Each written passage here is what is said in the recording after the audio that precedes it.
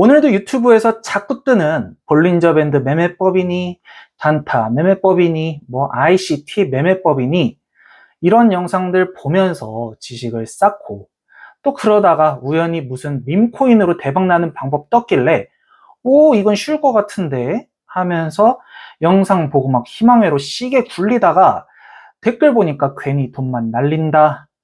이런 걸 보고서는 다시 마음을 접고, 에휴, 선물이나 하자 하면서 차트 보고 비장한 마음으로 다시 포지션에 진입을 합니다.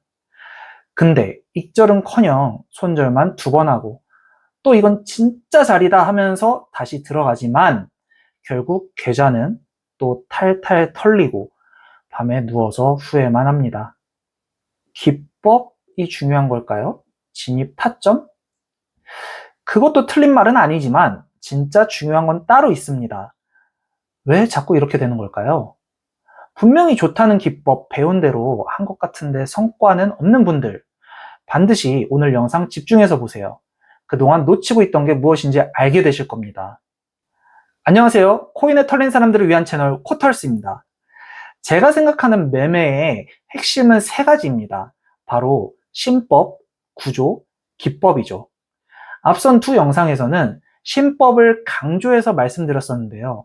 사실 신법은 모든 매매의 근본이고 필수적인 기본입니다만 신법 하나만으론 절대로 매매가 완성되지가 않습니다. 신법, 구조, 기법 이 3가지를 결국 하나로 연결되고 융합되어야만 진짜 의미 있는 매매가 되는 거죠. 그래서 오늘 본격적인 내용으로 들어가기 전에 신법과 구조, 기법 이 3가지 중 하나라도 만약에 빠지게 된다면 어떤 일이 일어나는지부터 짚고 넘어가 보겠습니다. 이 각각의 케이스를 명확하게 이해하시면서 신법과 구조, 기법이 여러분 머릿속에 확실히 정리되셨으면 좋겠습니다. 첫 번째는 신법이 없고 구조와 기법만 있는 케이스입니다. 이 유형의 대표적인 증상은 흔히 말하는 9번 자라고 딱 한 번에 다 날려먹는 것이죠. 왜 이런 일이 생기냐면 결정적인 순간에 감정에 흔들리고 손절을 하지 못하기 때문입니다. 손절을 실패하고 나면 그 손실이 너무 아까워서 복수 매매를 반복하게 되고 결국 계좌 전체가 위험해지게 되는 거죠. 특히 이 유형의 분들은 대체로 멘탈이 약한 편이고 평소 매매에 대한 구체적인 계획이나 기준 없이 그냥 좋은 자리 하나 잡아서 한 방을 노리는 사람들이 많습니다. 그래서 이분들이 자주 하시는 말이 있습니다. 이거는 무조건 간다. 100%. 이거 몇 K 간다. 200K 가자. 50K 가자. 이러면서 무조건이라는 말을 정말 자주 하시죠. 근데 이 케이스의 진짜 재밌는 점이 뭔지 아세요? 바로 본인들이 본인의 문제가 뭔지 분명하게 알고 있다는 겁니다. 근데 문제는 그들의 문제가 뭔지 알고 있음에도 불구하고 실제로는 마음처럼 행동이 바뀌지 않는다는 거죠. 이게 참 쉽지가 않은 문제예요.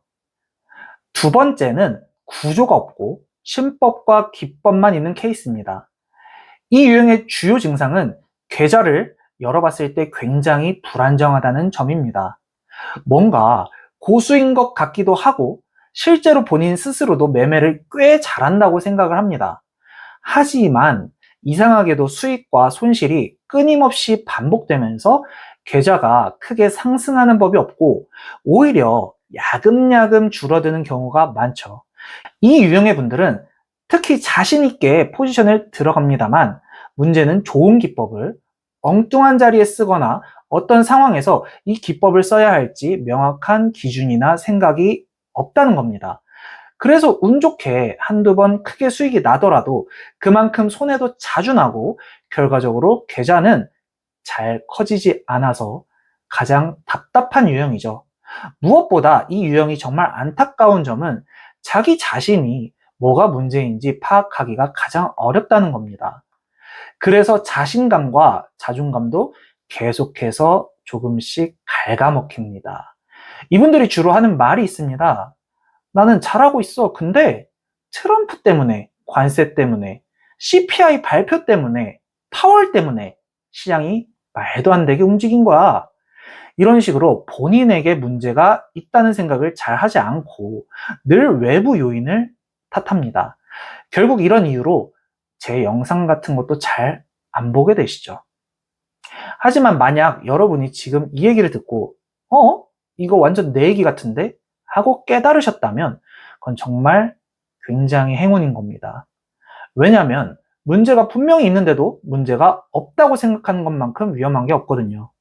이 유형의 분들이 보이는 또 하나의 특징이 있습니다.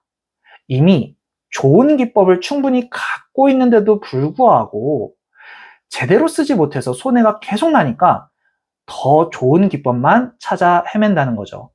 예를 들면 더 좋은 지표를 얻기 위해서 다른 유튜버 레퍼럴도 가입해서 지표도 얻어보고 돈도 써보고 이것저것 시도를 합니다. 하지만 분명히 기억하세요. 구조가 없다면 그 어떤 훌륭한 기법도 결국엔 쓸모가 없다는 사실을요. 마지막은 신법도 있고 구조도 있는데 기법이 없는 케이스입니다. 이런 분들의 대표적인 증상은 바로 이거예요. 좋은 타점이 계속 눈에 보이는데도 못 들어갑니다. 여기서 들어가야 한다는 걸 아는데 의심하다가 결국 한 템포 늦게 들어가게 되는 거죠. RSI 과매도에 볼벤 하단 이탈, 거래량도 터졌으니까 여기서 잡아야지. 이렇게 나름 계획도 세워요. 매매 철학도 있고요. 근데 정작 실전에서는 손이 안 나갑니다. 그래서 항상 똑같은 말을 반복하게 됩니다. 방금 들어갔어야 했는데. 거기서 반등 나올 줄 알았는데, 거기서 안 들어갔네. 좋은 자리였는데. 익절을 너무 빨리 해버렸어. 알긴 아는데 행동이 안 되는 거예요. 이게 의외로 똑똑한 사람들한테 많이 나옵니다. 그래서 가끔 댓글 보면 이런 분들이 있어요. 신법이니 마인드니 뻔한 얘기 하지 말고 기법이나 말해줘. 이런 말 하시는 분들 딱 이 유형이신 경우가 많습니다. 특히 댓글에서 공격적인 경우도 꽤 있어요. 왜냐하면 세 가지 유형 중에 제일 똑똑은 한데 매매가 잘 안 풀리니까 마음이 급한 거예요. 다 준비된 밥상에 숟가락만 없는 느낌이랄까요? 물론 조용히 착하게 계신 분들도 많아요. 그냥 통계적으로 제가 느끼기에 그렇다는 얘기입니다. 자, 그렇다면 여러분은 어떤 유형에 속하시나요? 혹시 세 가지 다요? 그래도 괜찮습니다. 이제부터 저랑 함께 하나씩 차근차근 쌓아 나가면 됩니다. 저는 이 신법, 구조, 기법 이 세 가지를 여러분께 단계별로 알려드리면서 매매의 완성을 도와드리고 싶습니다. 그리고 앞으로는 이 셋을 따로따로 구분하지 않고 말씀드릴 거예요. 왜냐하면 결국 신법과 구조, 기법은 하나로 들어가야 하기 때문입니다. 실전 매매에서는 이 세 가지가 섞여야만 진짜 실력이 됩니다. 저도 여러분께 정말 많은 걸 빠르게 전달드리고 싶고 같이 매매하면서 함께 성장하는 시간을 갖고 싶어요. 하지만 지금은 일과 육아를 병행하면서 유튜브를 하고 있어가지고 정말 짬짬이 시간 내서 대본을 쓰고 영상을 만들고 있습니다. 그만큼 진심으로 하루 종일 어떻게 하면 진짜 도움이 될 수 있을까? 만 생각하고 있습니다. 대본도 일주일 내내 쓰고 또 고치고 다시 쓰고 계속 다듬어요. 그래서 최대한 제 시간과 몸이 허락하는 한도 안에서 꾸준히 진심이 담긴 영상 올려드리려고 노력을 하고 있습니다. 여러분 매매에 진짜 도움이 되는 채널이 되도록 끝까지 노력하겠습니다. 이제 본론으로 들어가 보겠습니다. 자, 매매에는 반드시 3단계 시나리오가 있어야 합니다. 여기서 시나리오를 짠다고 해서 뭔가 A4 용지에 길게 거창하게 적고 복잡하게 정리해야 한다는 뜻은 아닙니다. 그냥 우리가 매매할 때마다 꼭 인지하고 점검해야 할 체크리스트라고 생각하시면 됩니다. 머릿속에 딱 정리되어 있어야 하고 실제로 행동할 수 있어야 해요. 그중 1단계는 매매 전에 준비하는 시나리오입니다. 진입 전에 반드시 점검해야 하는 5가지 포인트가 있어요. 첫째, 자리를 들어가는 명확한 기준이 있는가? 우리는 포지션을 들어가기 전에 반드시 진입 기준을 정해놓고 들어가야 합니다. 이 기준은 사람마다 다를 수가 있어요. 어떤 분은 지표에서 나오는 시그널을 볼 수도 있고 어떤 분은 특정 캔들 패턴이나 지지 저항 구간을 기준으로 삼을 수도 있습니다. 중요한 건 본인만의 진입 기준을 가지고 있어야 한다는 겁니다. 그리고 이 진입 기준은 항상 똑같을 수는 없습니다. 상승장이냐, 하락장이냐, 혹은 횡보장이냐에 따라 다를 수 있고, 거래량이 많냐, 적냐에 따라서도 달라질 수 있는 거죠. 그래서 우리는 매매를 시작하기 전에 반드시 차트를 먼저 분석해보고, 오늘은 어떤 기준으로 진입할지를 스스로 정하고 들어가야 합니다.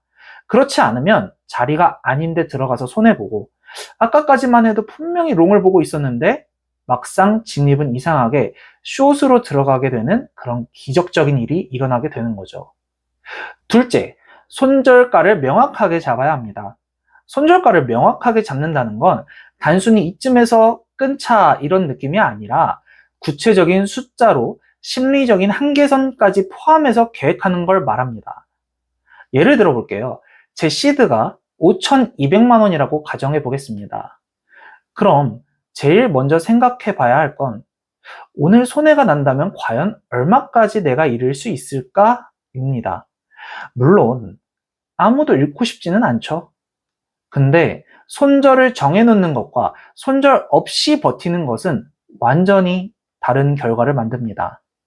여러분이라면 2,200만 원에서 심리적으로 버틸 수 있는 손실 구간이 어디쯤일 것 같으세요? 저라면 5천만 원입니다. 앞자리가 4로 바뀌는 순간 멘탈이 많이 흔들릴 것 같거든요. 그럼 저는 오늘 이렇게 정하는 겁니다. 나는 오늘 최대 200만 원까지만 손해를 보겠다.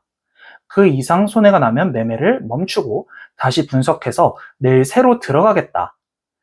200만 원은 5,200만 원의 약 3.8%, 대략 4% 정도라고 보시면 됩니다. 그럼 이걸 기준으로 매매 계획이 나오게 됩니다. 1%씩 손절을 4번 할 수도 있고 2%씩 2번 나눠서 해볼 수도 있는 거죠. 그래서 이 비율에 맞춰서 진입 비중과 배율까지 조절하는 겁니다. 그런데 많은 분들은 이걸 반대로 합니다. 일단 배율과 진입 비중부터 정하고 나서 포지션을 잡고 그 다음에서야 손절 어디서 걸지? 하면서 그제서야 손절을 고민하죠. 근데 이러면 이미 포지션이 들어간 상태라 막상 불리한 흐름이 나왔을 때 심리적으로 너무나 쉽게 흔들리게 됩니다. 셋째, 버틸 수 있는 포지션 크기를 정해야 합니다. 포지션 크기는 시드 곱하기 배율이라는 건 다들 아시죠? 근데 여기서 중요한 건 단순한 계산이 아니라 내가 그 포지션을 실제로 감당할 수 있는가입니다. 예를 들어 볼게요. 포지션을 잡아놓고 갑자기 급한 일이 생겼어요. 근데 그 와중에도 30초에 한 번씩 차트를 힐끔 또 30초 뒤에 또 힐끔 계속 신경이 차트로 쏠린다면 그건 이미 내가 감당할 수 있는 크기의 포지션이 아닌 겁니다. 혹은 조금만 떨어져도 말투가 예민해지고 사람 대하는 태도까지 달라진다면 그것도 마찬가지예요. 이런 증상이 나타난다는 건 매매의 핵심인 평정심, 즉 신법이 흔들리고 있다는 증거입니다. 신법을 지키면서 매매를 하려면 감정이 개입되지 않아야 하고 마음이 무너지지 않는 멘탈 컨디션이어야 합니다. 그런데 작은 오르내림에도 내가 두렵고 흔들린다면 아직 그 시드로는 매매를 할 준비가 안 된 상태라는 뜻입니다. 그래서 이럴 땐 지금 가진 시드에서 비중을 나눠서 낮은 배율로 진입하는 훈련을 해보셔야 합니다. 버틸 수 있는 만큼만 포지션을 잡고 그 안에서 차분하게 매매하는 법을 익혀야 비로소 그릇이 커지고 시드가 늘어도 흔들리지 않게 됩니다. 넷째, 오늘의 내 기분을 반드시 살펴야 합니다. 매매에서 감정과 기분은 생각보다 훨씬 중요합니다. 특히 선물에서요. 저는 아내와 싸운 날 매매하면 무조건 손절이 나요. 이건 거의 공식입니다. 왜 그럴까요? 감정이 무너졌을 땐 시장을 차갑고 객관적으로 보기가 어렵습니다. 홧김에 들어가고 손실을 만회하려고 무리하게 진입하고 그러다가 뇌동매매로 이어지기가 딱 좋은 상태가 되는 거죠. 기분이 안 좋은 이유가 꼭 있어야 하는 것도 아니에요. 그냥 이유 없이 우울한 날, 평소보다 예민한 날, 혹은 매매하다가 손절을 한 뒤에 감정이 회복되지 않는 날도 마찬가지예요. 그런 날은 매매를 그냥 쉬세요. 그날은 뇌동매매가 터질 가능성이 가장 높은 날입니다. 그리고 중요한 건 이거예요. 기분도 안 좋은데 돈까지 잃는다? 그날 멘탈은 복구하기가 정말 어려운 거죠. 하루 날려서 끝나는 게 아니라 그 다음날, 그 다음 주까지도 이게 영향을 미칠 수 있기 때문이에요. 다섯 번째, 오늘 코인 시장에 영향을 줄 만한 뉴스나 발표가 있는지 반드시 확인해야 합니다. 생각보다 많은 분들이 미국의 중요 지표 발표가 있는 날도 모르고선 그냥 매매에 들어갑니다. 아니면 트럼프의 관세 발언처럼 시장 흐름이 이미 정해져 있는 뉴스가 나온 상태에서 그걸 확인을 하지도 않고 진입해버리죠. 그리고 나중에 큰 손실을 보고 나서야 그런 뉴스가 있었어? 이렇게 소 잃고 외양간 고치는 상황이 됩니다. 요즘 코인 시장은 점점 더 미국 시장의 영향을 많이 받고 더 나아가 트럼프의 말 한마디에 시장이 출렁이기도 합니다. 그래서 우리는 매일매일 발표 일정과 주요 뉴스는 꼭 체크하고 들어가야 해요. 특히 트럼프 같은 인물은 그날 트윗 한 줄로 시장을 확 뒤엎을 수도 있어요. 그렇기 때문에 우리는 항상 언제든 시장이 급변할 수 있다는 걸 염두에 두고 있어야 하고, 그게 바로 스탑로스를 반드시 걸어야 하는 이유 중 하나이기도 합니다. 이제 2단계 매매 중의 시나리오를 보겠습니다. 첫째, 매매 중 가장 중요한 마음가짐은 욕심을 버리는 것입니다. 우리는 매매 전에 수익 목표를 정해두죠. 안 정한 사람도 있겠지만 정해야 합니다. 그런데 그 목표에 도달하면 익절을 하거나 그 수익을 지킬 수 있도록 스탑로스를 걸어야 하는데, 근데 그 순간 욕심이 고개를 드는 경우가 있습니다. 10% 먹으려고 했는데 벌써 12%네? 더 갈 수도 있지 않을까? 그런 생각에 스탑도 안 걸고 그냥 놔둡니다. 그러다 어떻게 되냐면 12%에서 10%, 5%, 3%로 줄고 결국 마이너스 전환으로 바뀌게 되는 거죠. 그렇게 손해로 바뀌는 순간 그날 멘탈은 끝장납니다. 사람이 12%라는 숫자를 한번 본 순간 5%, 3%에서 익절하기가 쉽지가 않죠. 그래서 욕심 때문에 수익을 날리고 기껏 잘 잡은 포지션을 손절로 마무리하게 되다 보면 계좌보다 더 크게 내 멘탈이 털리게 됩니다. 그걸 피하려면 어떻게 해야 되냐? 10% 목표였으면 10%가 넘어갔을 때 10% 지점에 스탑로스를 걸고 수익을 지켜내세요. 그게 이익을 확정하는 가장 현실적이고 안전한 방법이에요. 혹시 다시 튀어 올라갈 수 있지 않냐고요? 그러면 그건 그때 다시 진입하세요. 계획 없이 버티는 것보다 계획대로 잘라내는 게 100번 낫습니다. 스탑로스의 중요성은 정말 100번을 말해도 부족합니다. 익절에도 손절에도 결국 스탑이 있어야 멘탈도 계좌도 지킬 수 있습니다. 둘째, 내가 본 자리에서 내 시나리오대로 움직여주지 않는다면 재빨리 나와야 됩니다. 내가 잘못 보고 들어갔으면 인정하고 재빨리 나와서 손해를 줄이는 연습도 해봐야 해요. 세 번째, 물타기나 불타기를 할 때는 반드시 전략적으로 접근해야 합니다. 일단 내가 물렸다고 해서 무리한 배율로 물타는 건 절대 금물입니다. 그리고 방향에 확신이 생겼다고 해서 무리한 배율로 불을 타는 것도 마찬가지예요. 이런 매매는 잘 되면 대박처럼 보이기도 하고 죽었던 상황에서 다시 살아날 수도 있죠. 한 번만 그렇지만 어긋나면 본절도 못 지키고 결국엔 손해로 이어지게 되는 거예요. 그럼에도 불구하고 많은 분들이 이걸 반복하는 이유는 간단해요. 예전에 그렇게 해서 운 좋게 수익이 난 경험이 있기 때문입니다.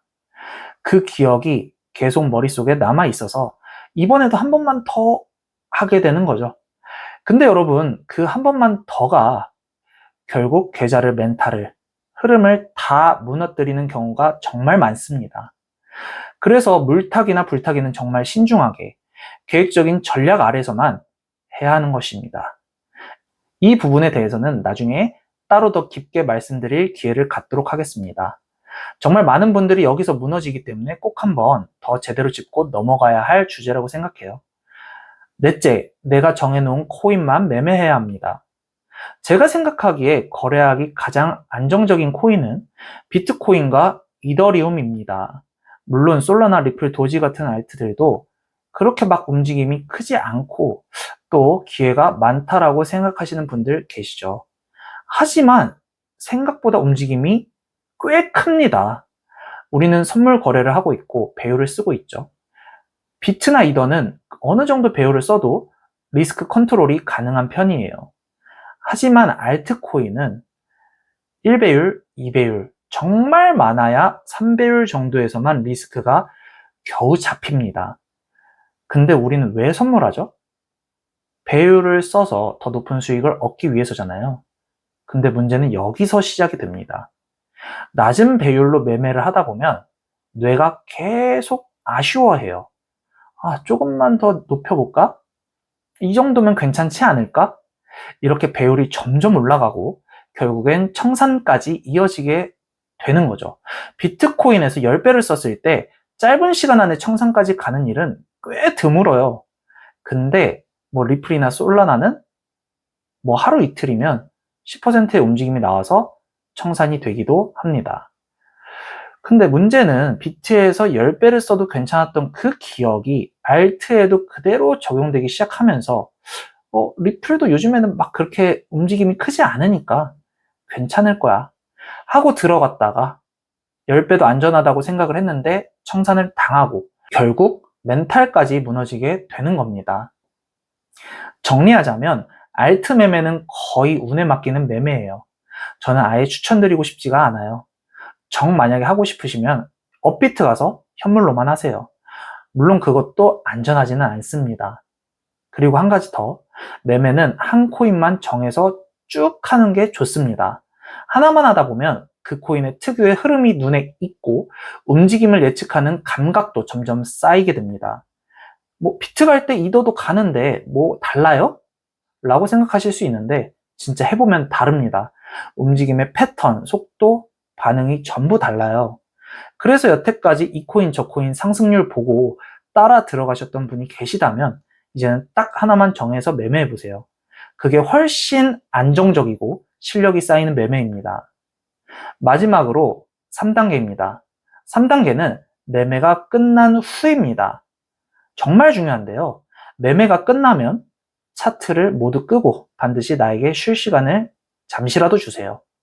왜냐하면 매매하는 동안 우리는 알게 모르게 뇌를 엄청나게 소모합니다. 그 지친 뇌로 바로 다시 매매에 들어가게 되면 뇌동매매로 이어질 가능성이 훨씬 더 커지죠. 그 순간에는 이게 맞는 것 같아서 진입하지만 사실은 뇌가 이미 오작동하고 있는 상태가 많습니다. 그래서 매매가 끝나면 무조건 휴식하고 복귀를 하는 순서로 루틴을 돌리셔야 합니다. 자, 복귀를 할 때는 이런 질문을 꼭 던져보세요. 첫째, 오늘 어떤 기준으로 진입을 했는가? 둘째, 손절과 익절은 구조대로 정확히 실행했는가? 세 번째, 내 매매 원칙은 지켜졌는가? 네 번째, 같은 상황이 다시 오게 되면 어떻게 대응할 것인가? 다섯 번째, 왜 이런 결과가 나왔는가? 이 5가지를 직접 써보면서 나를 객관적으로 들여다보는 것. 이게 바로 성장의 핵심 루틴입니다. 코인도 결국 공부, 노력, 성찰이 필요한 영역입니다. 근데 대부분은 귀찮아서 복귀를 안 해요. 그런데 말이죠. 돈 벌려고 그 힘든 직장 생활도 매일 하잖아요. 그런데 이 복귀 하나가 귀찮아서 안 한다. 똑같이 돈을 버는 과정인데 그럼 진짜 방법이 없습니다. 이 루틴을 정착시키면 복수매매, 뇌동매매, 감정매매 생각조차 안 나게 됩니다. 저는 개인적으로 복귀를 노션이라는 앱을 활용해서 하고 있습니다. 무료고요. 템플릿이 있는 디지털 개인 기록장 같은 느낌이에요.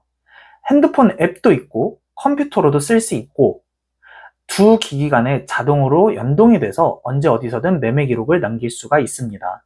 사용 방법도 간단합니다. 노션을 설치하고 왼쪽 아래에 템플릿 메뉴에서 트레이딩 OS라고 검색을 하시면 복귀용으로 딱 좋은 템플릿이 나옵니다. 원래는 주식용인데 코인용으로 바꿔 써도 괜찮더라고요. 여기서 제가 방금 말씀드린 질문들을 날짜별로 정리하면서 쭉 써보시면 내 매매 흐름이 어떻게 흘러왔는지 한눈에 보이게 됩니다.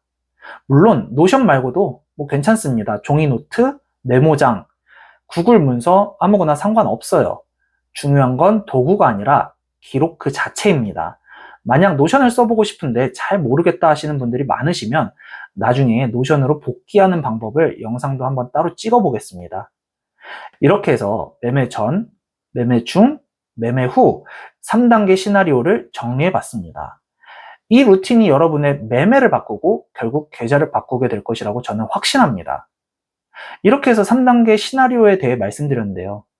여러분이 지금 해야 할 건 이걸 억지로 외우는 게 아니라 매매 안에 자연스럽게 녹여두는 겁니다.